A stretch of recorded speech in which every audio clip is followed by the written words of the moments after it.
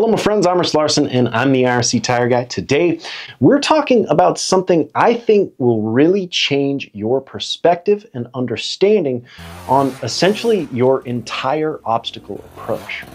Now this will pertain mostly to the double blip, but really it can be applied to so much more. We're talking about the term that I coined called collection, but it's so much more than just explaining what collection is.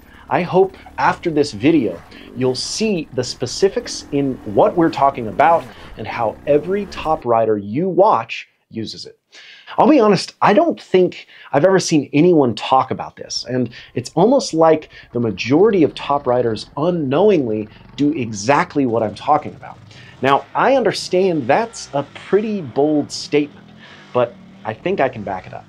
Let's start by talking about the biggest misconception riders make when trying to learn a double blip. Starting with the name, the double blip. Most riders hear that and interpret two blips, one to get the front tire into the air and a second to propel us over whatever obstacle we're attempting. Now, you can see that's 100% true. There are definitely two blips. So the natural instinct is thinking about the best way to create that lift of the front wheel and propulsion over the obstacle.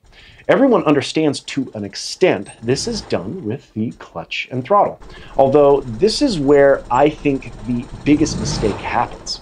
From when you start riding a motorcycle and throughout your progression, through the substantial majority of riding time, you will learn how to generate steady throttle with your throttle hand, then smoothly deliver that power with your clutch finger.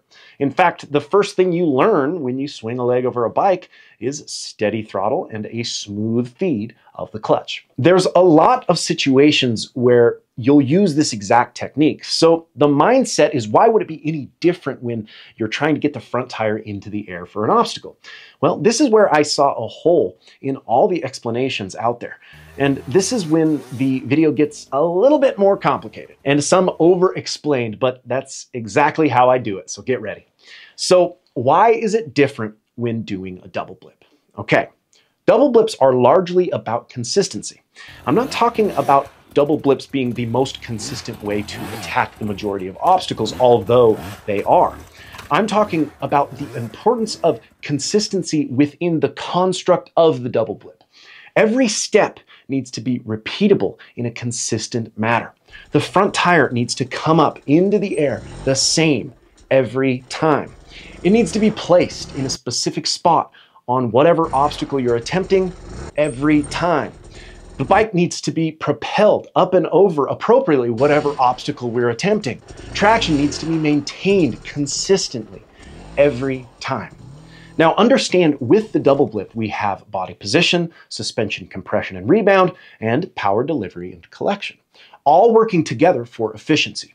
There's a lot of moving parts here. Now, the body position as well as suspension compression and rebound should be easier to find that consistency we're looking for, to an extent, right? The hardest part to find consistency in is our throttle and clutch together. It's very easy to over-deliver with our throttle and or under-feed with our clutch finger. You'll agree that's the part where we'll find the most variation, the most inconsistencies. Just think about your throttle hand alone. If we put the bike in neutral and attempt to repeatedly rev the engine to the exact same RPM speed every time, it would be pretty hard to do.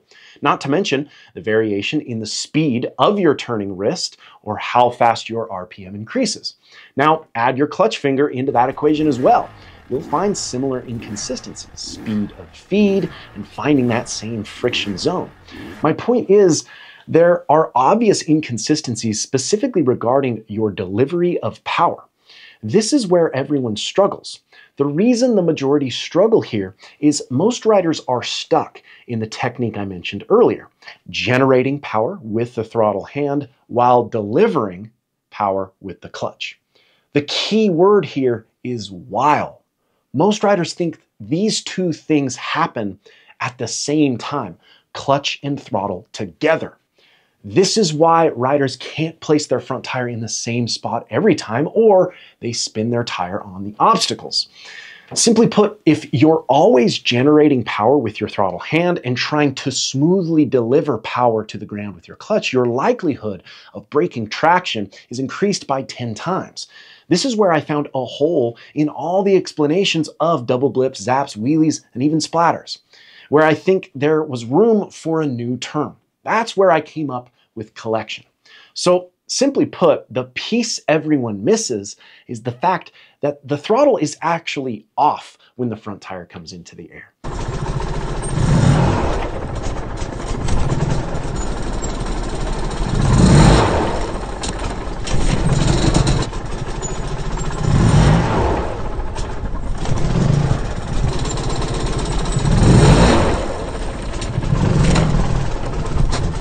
It also comes off when the rear tire makes contact with the obstacle.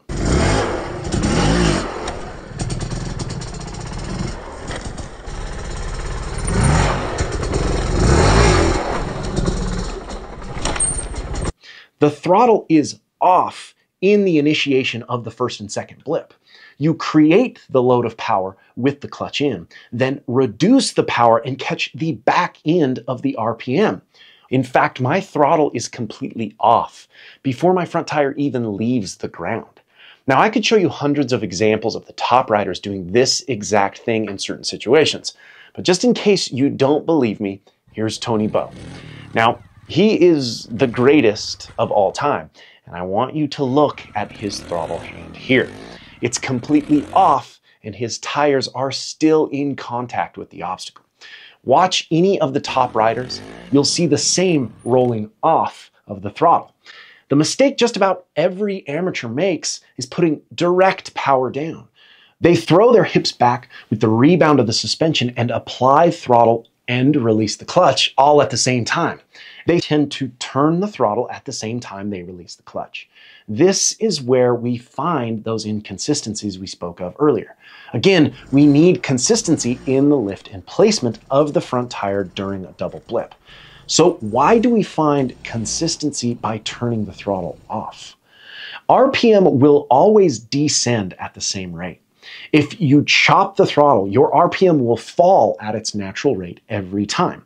Now, I'm pretty sure this has something to do with Newton's law or something. The point is, descending RPM on whatever bike you're on is always the same. This is the secret to consistency and something the top riders naturally do. I call it catching the back end of the RPM or power collection. Here, you can find a more consistent input of traction when collecting power rather than delivering power. So, as an example, notice a clutch up or the first blip of a double blip.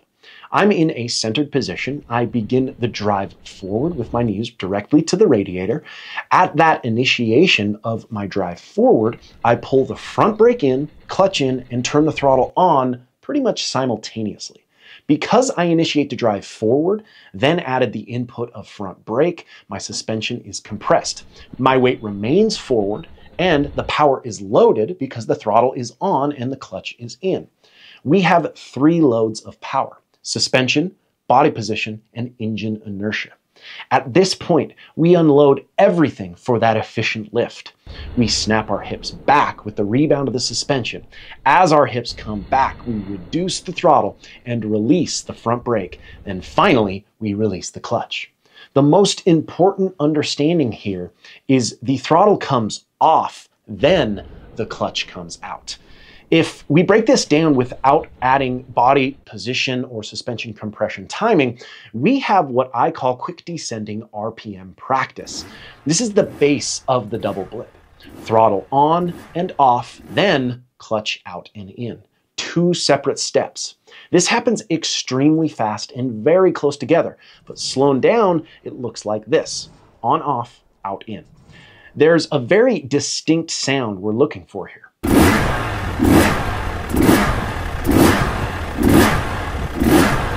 You can actually hear the RPM build then collect. This is the same sound as a double blip. Let me show you a few different examples of the use of direct power and why it doesn't work. I've taught this specific technique of learning the quick descends of RPM at all my clinics around the US, and 99% struggle with the coordination it takes to go on, off, then out, in with the clutch quickly. So one, like just like this.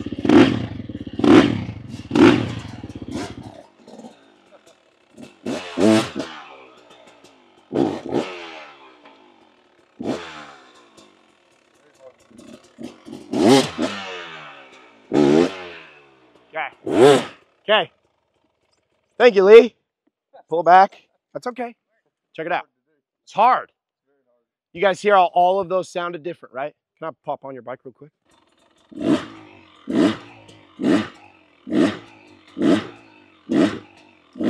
Most of the time I'll film their hands and we'll see on with the throttle and out with the clutch at the same time. Compared to my hands, there's a distinct difference in timing. Most of the time, when riders hit a plateau in their progression, especially surrounding a double blip, it's due to their use of direct power, throttle on, clutch out. It takes relearning the appropriate coordination and timing first on flat ground. The hardest part of this drill is making your bike sound the same every time. Again, consistency is key for the double blip. If you can't make the bike sound perfect and consistent on flat ground, I wouldn't move forward until you can. A great example of hitting a plateau in progression and trying to use direct power was shown with my IRC teammate Anson Maloney. Now, Anson is a freak when it comes to high-speed riding, but he wanted to learn a little more technical skill. You can check out our full breakdown right here. But notice how Anson is turning the throttle to get the front tire into the air, and he's also throttling into the obstacle. All direct power. Compare that to my runs. The throttle is coming off as the front tire comes into the air. I'm catching the back end of the RPMs. I'm collecting the power. And you can see the difference in the consistency of my front tire placement, as well as how I hold traction over the top of the obstacle. The reason I'm going on and on here is this is so used by the top riders, yet never explained or practiced. The first step of your double blip is finding the quick descending RPM on flat ground, repeating it until consistent, then finding consistency in body position and suspension, compression, and rebound, then putting everything together for the clutch up. And we're not even hitting an obstacle yet. The point is, it's hard. The amount of work it takes to change set habits is pretty challenging, and I hope you guys are up for the challenge. There's a saying I really love that goes, it's not about who's good, it's about who's left. And I think that's what it comes down to. If you commented about how I over-explain everything, I think we all know where you land. I hope you're enjoying the channel, and if you are, make sure to like, comment, and subscribe, as well as follow us on Instagram at IRC Moto and my personal Instagram page at RichLarson511. And until next time, keep shredding.